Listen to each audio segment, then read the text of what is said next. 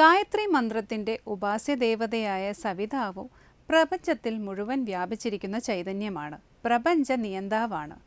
ബാഹ്യമായി സൂര്യഭഗവാനെ നോക്കി ഉപാസിക്കുമ്പോഴും ഗായത്രി കൊണ്ട് സർവവ്യാപിയായ പരമാത്മാവിനെയാണ് സാധകൻ ഉപാസിക്കുന്നത്.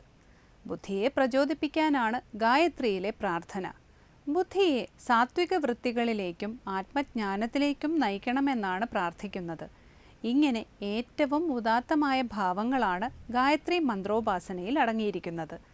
മനസ്സിലെ നിഷേധാത്മക വൃത്തികളെ ഇത് നീക്കം ചെയ്യുന്നു.